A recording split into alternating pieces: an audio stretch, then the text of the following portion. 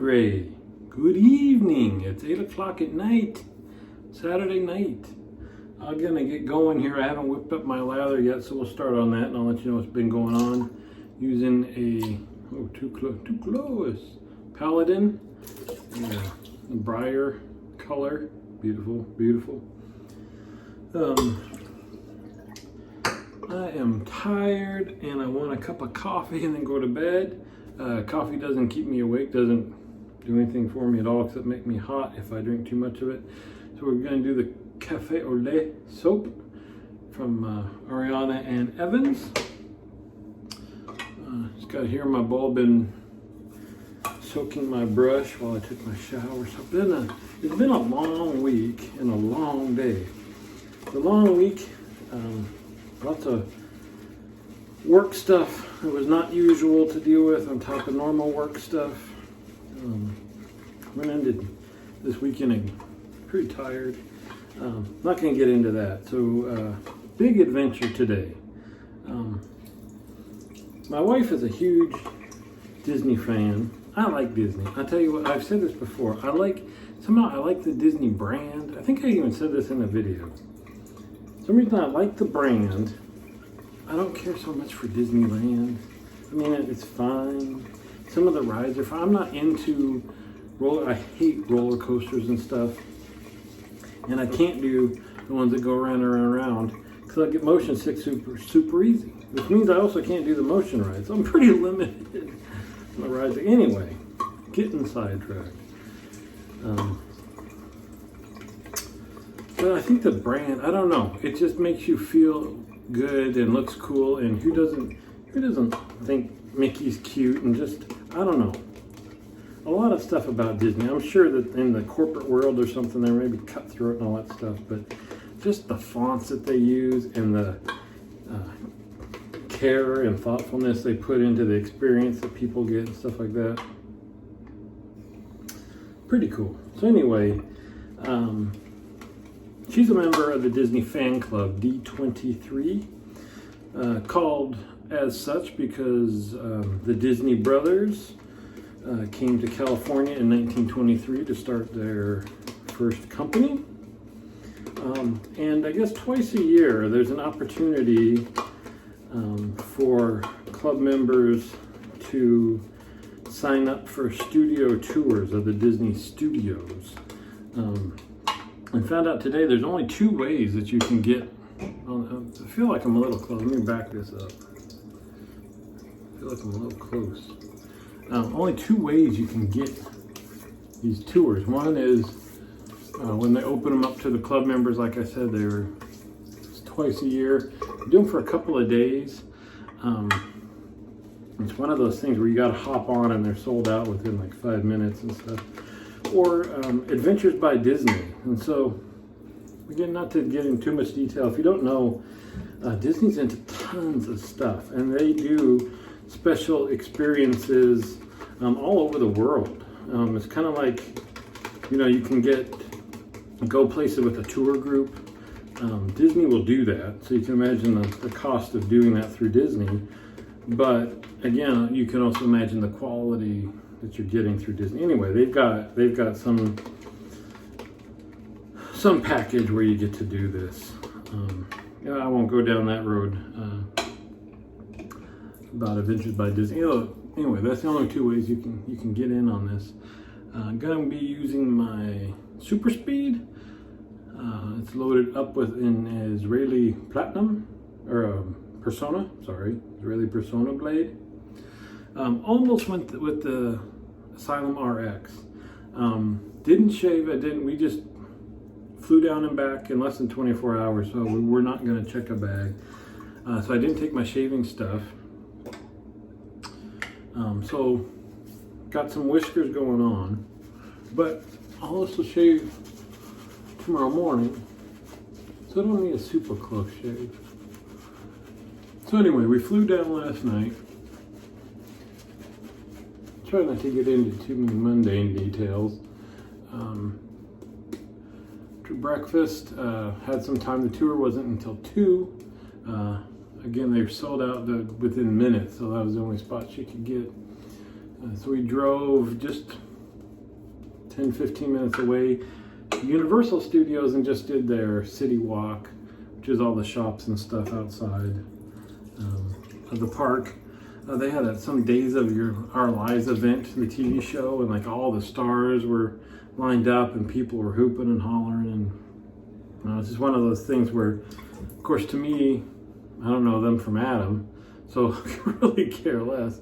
But then, you know, just like we get involved in stuff other people could care less about. These people were out there early, standing in line, all this stuff. And anyway, we did that. Just looked around. Went for a studio tour. Started off pretty cool. You go to, you know, these are working studio sets still. They don't do the hand-drawn animation and stuff, but they've got 7 or 8 basically sound stages, big studios where they film TV shows and stuff now. In fact, they just did Little Mermaid live last week, I think, and they showed us, it's empty now, but they showed us the big huge sound stage they used for that. That was done there. So anyway, you know, it's one of those, you gotta stop at security, your name's gotta be on the list for them to let you in and stuff. And then they've got a little building there. Part of it is a Disney store, which is kind of cool because they've got some merchandise that you can only get there. So I actually ended up buying almost nothing, surprisingly. I'm trying to hold back. There's only so many Disney t-shirts. I did get a Disney Studios t-shirt. Anyway, it's pretty cool that, you know, especially big-time Disney fans don't have access to that stuff unless you're there. So we did it anyway. We had a nice small group as well, like 14 people in our group. And again, I'll just say it's run by Disney, so, you know, it's just little stuff that might not matter to some folks, but just, you know, this little room that we're waiting in, they show a video of like Walt Disney's life and the history of Disney Studios and how it got to be physically where it is now and all that kind of stuff. And while you're waiting, they had snacks and drinks and stuff like that for you. We headed off on the tour. Our guide was actually an animator. He worked on Kim Possible, Phineas and Ferb. I can't remember what else. Mostly TV shows for the Disney Channel, he said. So he just volunteers to do this because he said he's a super big nerd and just reads about all this stuff and loves it. And so anyway, again, on Disney Fashion, so we just had him. But then behind the group, we had another employee who was there just to keep time and make sure we're all rounded up. And then we had a security guard with us the whole time.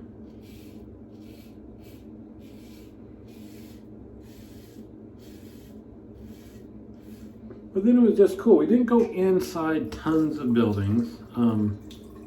And I don't have many pictures because inside most of the buildings you weren't allowed to take pictures. Wasn't a lot to see anyway. They just walk through a couple so you get a sense of the history and all that. Because their studios had started on another site, and they said when they changed sites at that time it was cheaper to move buildings than to build new ones. So a lot of the buildings, the original buildings, had been moved over, so we got to see them. One of the neatest things is on one of the corners. Now it's laid out, they keep using the word college campus, and I probably agree with that. Lots of green spaces. It's very walkable in between buildings, lots of trees. And he kept pointing out that how lots of TV shows would be filmed just around the buildings and things. He said, you know, the buildings, most of them don't have labels on them, so you can just, you know, one building, they said they throw up a sign of some kind of hospital and light it a certain way, and it'll be a hospital for one show and office building in another show. I mean, these are their working buildings too, where they've got their offices and things, but they just use any spaces that they can. I'm already on my third pass, so I guess I'll hit a few of the highlights. Anyway, I was gonna say on one of the corners, it's really funny, they've got a fire extinguisher So they painted on the curb Pluto's corner, just as a joke, kind of like that's where he goes and pees on the fire hydrant. So for some anniversary, they repainted it, all made it look nicer, and then put 3 paw prints in the road right by the fire hydrant. And of course, only 3 paw prints because the 4th one's occupied doing his business on the fire hydrant. Anyway, pretty funny. So anyway, a lot of us walking around and just talking more about the history of what was in certain buildings and what's in certain buildings now, and what gets filmed where in the sound stages and things like that. So two of the big highlights, let me hit those, of when we got to go inside. One is we got to go into the outside room of the Disney archives. Again, the security was, I mean, you don't see people around, it's a weekend, they're not working.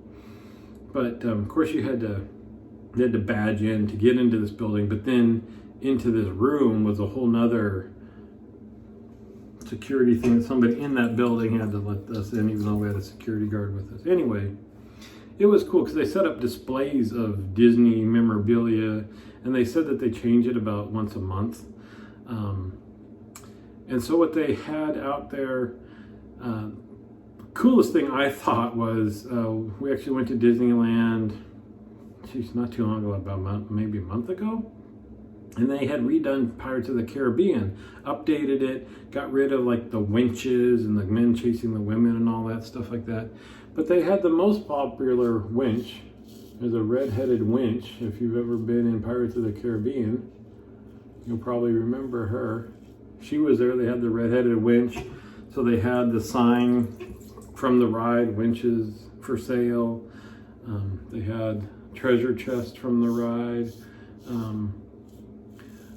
We got to see the curator brought out some things that they don't keep out.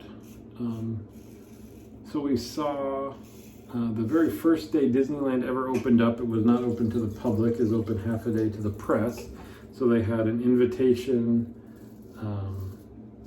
for that day that was sent out to the press. Then she said even much more rare is they had a parking pass for that day, and it was super rare because they just had it was like a stamp where you had to lick it and stick it on your windshield, and so if anybody used it, you have to scrape it off your window, so it's just destroyed. So she did that. They had the very first ticket ever sold to Disneyland, so ticket 001. So stuff like that.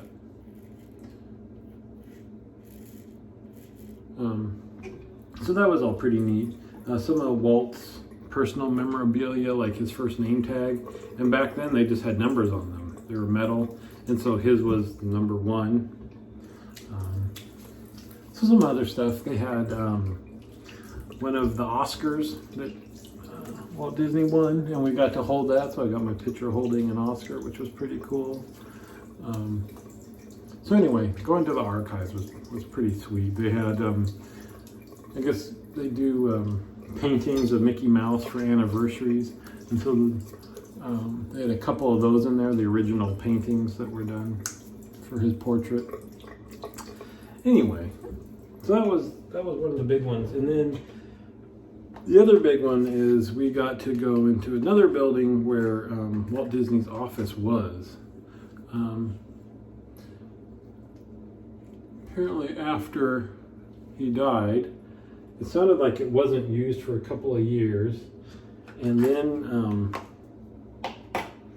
they archived basically his office. They went in and took pictures and wrote down everything that was in there, but then ended up using the office. So other people were in there.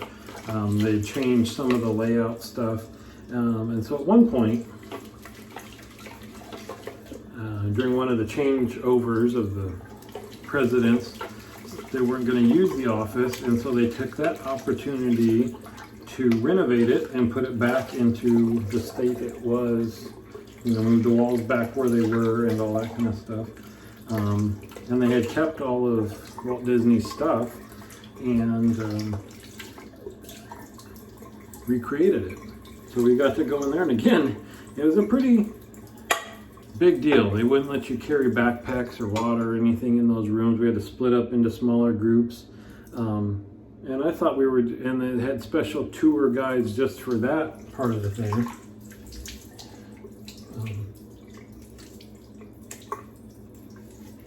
So again, we watched another little video while we were in. I guess he had a couple secretaries. You walk past one secretary, and then if you're on the books to actually have an appointment, you get into the inner secretary's office. So while we were, there's Lemon, in that office, they played a video again about some of the history and stuff. And there was a guy in there making sure we were all behaved. And then we get to go into Walt Disney's office. And there's another person in there that explains things in that office, which was pretty cool. I mean, everything was where it was when he died, and because they took pictures and kept everything, and so we saw that. And then you go through another door and you go into his inner office with another person in there that explains everything that was in there, and that's where he had his more. So in the first office, they've got a piano where if he was auditioning people who might write songs for movies or things, they could audition in there, and a lot of his, I would say toys, but like little knickknacks he collected and stuff like that. And then the next office, a little bit bigger, had a couch and more chairs for bigger, more kind of business type meetings, had a kitchen off to one side. So we talked about what was in there. And then you go through another one, that was his private room, apparently, that they only had one picture of, so they couldn't reproduce it. So it had other memorabilia and pictures and things like that in there. But in that area, he would have had, I know the one picture they had showed a couch and a table, but he also had his own bathroom and a shower in there and stuff like that. I mean, I guess it's good to be king. So anyway, pretty cool. I said before, I'm just a sucker for anything that's, whether it be shaving soap or whatever, and I don't want to say gimmicks, but you say this one's exclusive, this one's limited, then I get all excited. And so cool from that aspect, and then just historical, and for a company that we enjoy the products of. And then as soon as the tour was over, luckily we got to we got there early and got to go through the shop first. Because as soon as it was over, we hopped in the car, drove back to the airport, and now we're back. Whirlwind, less than 24-hour trip.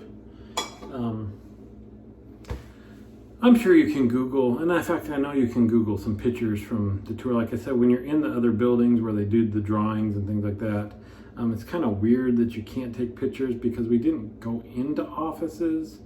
And they have all sorts of cool photos and things on the walls. But rules is rules. But I was gonna say, when I do the YouTube videos, I just shoot it, I throw on the beginning and the end, and I upload it.